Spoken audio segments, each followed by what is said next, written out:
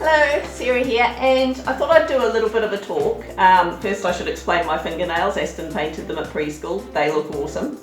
About teaching kids about money and finances. I should do a wee disclaimer that this is not me saying this is how you must teach your kids about money, because I am far from being an expert. This is just me explaining what we did to teach our kids about money. The first thing that springs to mind when you think about kids and money is pocket money. Now, we don't give our kids a set amount each week just for being there, but what we do is we get them to do jobs for us to earn money. Now, I'm not gonna go saying any dollar or cent amounts that they get paid, because that's up to you, that's up to your financial situation. Rest assured, ours do not get paid much. Now, there are certain jobs that is their responsibility that they don't get paid for. Things like putting their own washing away and tidying their own bedrooms. We're not going to pay them to do that, you know, that's just part of life. Things we do pay them for are things like if they spend half the day helping stack firewood in the woodshed, which they hate doing. Olivia is tall enough to reach our washing line with the help of a stool now, so she is pretty bad at hanging it out, but but I will pay her to hang the washing out a certain amount to bring it in again. And you know, Sam often likes putting the washing in piles of what belongs to who for me, so I'm happy to pay them amount to do that.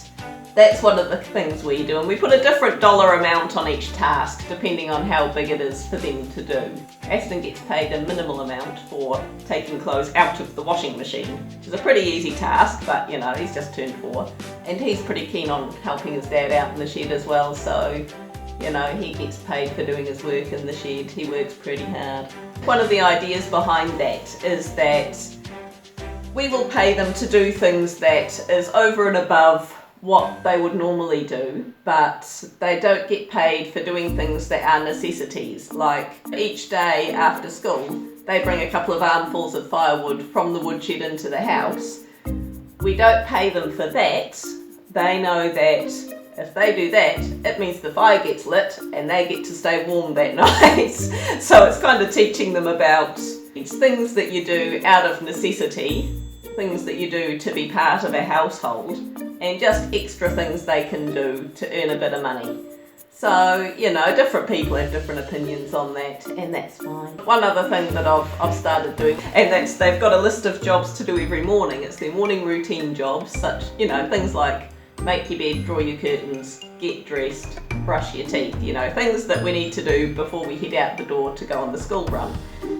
They are diabolical at that. I always have to put on Mum's angry voice. One thing I've started doing is not paying them to do that, because that's their jobs, but I will give them a little bonus each week if they do their jobs without me nagging.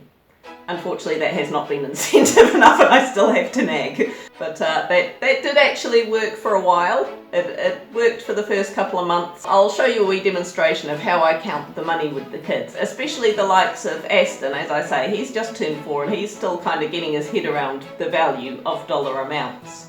I mean, Olivia's pretty good. She can just count in her head now. She's pretty clued up. But with Aston, he's still grasping that a 10 cent is not worth as much as a 50 cent. So I put them in piles on the ground of dollar amounts, and I actually line them up. And so he can see that 10 cent coins lined up is $1, and 2 50 cents lined up equal $1. So it's kind of getting the idea in his head that 10 cent is not worth as much as a 50 cent. So he knows if he gets paid a lesser amount, he knows, you know, bigger jobs are for bigger dollar amounts. Now, all of my kids have got a bank account set up, and I encourage them, usually at least twice a year, we go on a bit of an outing. They'll all bring their money boxes, they'll count how much money they've got. I get them to put most of it in a bag to take to the bank, and then let them decide if they want to buy something. So we'll go to the shops. They could buy themselves an ice cream and a little toy. You know, I don't let them spend all of their money, but if they want to buy themselves a treat and a wee toy or something, and then they put the rest of it in their bank account. I was heavily encouraged to save all my money. You know, I'd fill up my piggy bank and go to the bank and put it in the bank, and I'm one of the few out of the group of my friends at the time who, when I got a license, I actually had enough money to buy a car from the money I'd been saving from my piggy bank when I was 5, you know. So that was pretty neat, you know. Everyone else I know either had their parents pay for them to have a car, and I remember I always felt so proud that I had actually bought that car myself. I didn't really feel cheated that other people's parents might have funded their car, or, you know, I absolutely valued and treasured that car because I had bought it. Now, Olivia, when she was 3, she was obsessed with dinosaurs. Her auntie Tracy, hi Tracy, gave her this toy. It was a toy, it was called Derek the Deinonychus, and it was from, if anyone remembers, the Dinosaur Train TV program, and it was this talking plastic dinosaur toy.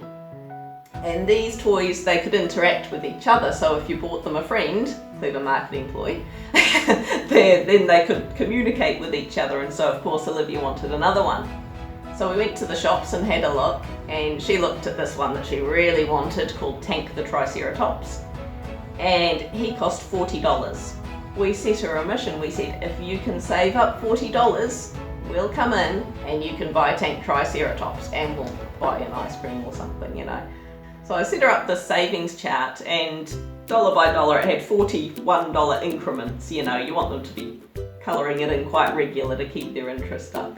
She actually did it. It took her 6 months to save up for this Triceratops toy, and she had all these 10 and 20 cent coins in this big jar and $40. So the poor people at Toy World, you know, we gave the lady at the counter a bit of a heads up as to what was about to happen. So, but yeah, she emptied out this big jar of coins, and she was so proud and she loved that toy.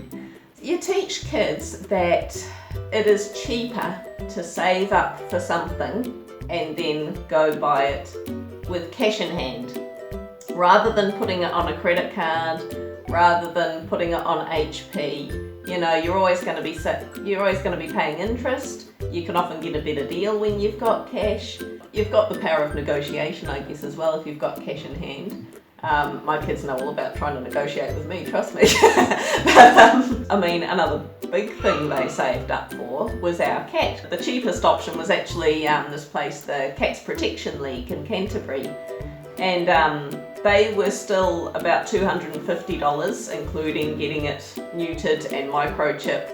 But that was actually the cheapest option. It was cheaper than just buying a kitten and getting it all done by the vets. So we got a communal family savings jar that we put on our kitchen bench, and me and Clint made them a pledge as well. Whenever we had spare change, we'd put our change in the jar, so we were all saving up for this new family member. The kids were they were keeping some of their own money, but they were doing certain things to fundraise just for the kitten. Olivia and Sam and Aston made batches of cupcakes, and they took them and put them in the staff room at school and said, you know, please have a cupcake in return for a donation. They did jobs for their grandparents. They went and watered their plants and things and got paid exorbitant prices for doing it, as grandparents do. Bit by bit, I had this $250 savings chart. And the last thing we actually did was the Christchurch City to Surf fun run. And I said to Olivia, tell you what, how about we do that and we get sponsorship? And so, not so much me, but her, because, well, she's cute and I'm not. We set up the sponsorship form and we got people to sponsor Olivia to do this big City to Surf run. And yeah, welcome Kreia. And it's a fun thing to do with them as well, coming up with ideas. How can you earn money? How can, you know, you don't just people aren't going to give you money for nothing. Another thing we did to sort of teach them about investing, we got a couple of pigs and we got them as little piglets, and the kids knew that they were going to be butchered. You know, these weren't going to be like family pet piglets. They were, you know, they were destined to be absolutely delicious. And so we even named them Bacon and Crackling, wasn't it? Yep. We explained to the kids that when we first bought them, I think they were $80 each. So they paid, I think Sam paid $5 and Olivia paid $10 towards a piglet each. We drew up a little contract and we figured out how much percentage of the pig they owned. And I worded it all out and I signed it and I got them to sign it. And the deal was that when they were big enough to get butchered, we'd actually have a look online at how much a pig of that size would be to buy, and we would buy that percentage back from them. So whereas Olivia put in $10, she got a lot more money back because, and also they'd been out there feeding the pigs with me and, you know, topping up their water and all that sort of thing. And before anyone says anything, we have not emotionally scarred our kids by getting animals butchered. We live in the country. It's a way of life. And those pigs were delicious. So they're actually pretty keen to invest in the next load of pigs, which hopefully we might get this year, I don't know. It's just teaching them to work towards things. So many people said to us, and we've actually told the kids this, when we moved, because we did a stint living up in Auckland. You know, we lived in a little wee house on a tiny little section. We barely had room for a clothesline. And we worked it all out. We always knew we wanted a block of land. We looked at where was the best place to buy, where was the best place, you know, do we build, do we renovate, what do we do? And we bought this block of land out here. We kind of lived with relatives like gypsies for a while our house was being built. But so many people up in Auckland looked at the pictures of our land and the views we had and they said, oh, you are so lucky, I wish we could do that. And that kind of annoyed us a bit because luck had nothing whatsoever to do with it. You know, we'd sold our house up in Auckland and we actually managed to buy this block of land and build a house for a bit less than what we had sold our house and land up in Auckland for. So it had nothing to do with luck whatsoever. It was just us having a plan and going through with it. Yeah, you just have to think about it, go about it the right way. I mean, we never would have done this if it was going to sink us even more into debt. So that's a thing that we've mentioned that to the kids a few times. It's got nothing to do with luck. You just got to work for it. I know a lot of people come out, buy a block of land, and they get themselves completely set up and put everything on the mortgage. That hasn't been our way. We kind of made a promise to each other when we moved down here that we weren't going to put anything else on that mortgage.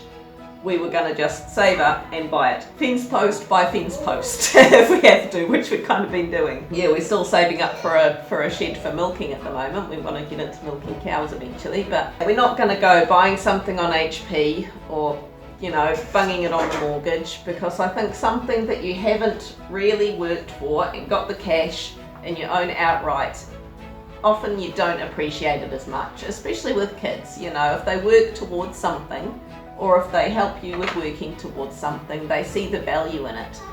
And you'll see I've done some videos on restoring our old tractor and the trailer that we bought for scrap value, and you'll notice on the videos the kids were really hands-on in helping us restore those things. And, you know, they look back on that and we put the work in. We could have just put something on tick. We could have just gone to Mitre 10 or somewhere, bought a big flash trailer with a cage like what we wanted and zoomed off with it, and we'd still be paying it off now. Whenever we go out on an outing somewhere, sometimes we'll buy them an ice cream or something. Sometimes they'll get a little treat, but they do not get bought something every time we go out. You know, they don't expect that. If they want something over and above what we're going to get them, they know they have to save for it and they have to do work to help them save up for it. So it's up to you as to what jobs you see your kids being able to do, whether it's watering the plants, washing the windows, you know, cleaning the bathrooms. I've had mine clean the bathrooms and then I have to secretly go and clean them again. But the effort was there. I often pay them for effort, not so much results. When you take them on an outing, when you go out and do something, the highlight shouldn't be, yay, we're going to go out and get ice cream. It's, yay, we're going to go out and do something cool. You know, I know it sounds like an old cliche thing. The best thing you can spend on your kids is time. Which is true. And, you know, people say, oh, I like to spoil my kids. And that's well and good, but Look up the dictionary definition of spoil. As I say, each to their own. I'm not telling you what to do, but that's just my own opinion. I don't like to spoil my kids. It's not teaching them anything. If you go out and you buy them a toy from the $2 shop or something every time, then they come to expect that. And they shouldn't really just expect to automatically be bought a toy and then they get their bedrooms filled up with all this rubbish that they don't value. Hopefully this videos have been of some assistance. Please leave me some comments down below because, as I said, I am so not an expert. Any ideas you've got, what you do with your kids, you could be helping out other people who are interested in this video when they read through the comments. So, you know, interact, people. Thank you for watching and hit the subscribe button. And sorry if you could hear kids yelling in the background, but that's life. You've come to the wrong channel if you can't handle kids yelling in the background. Hit like, leave a comment, subscribe, and as always, have fun out there. Bye bye.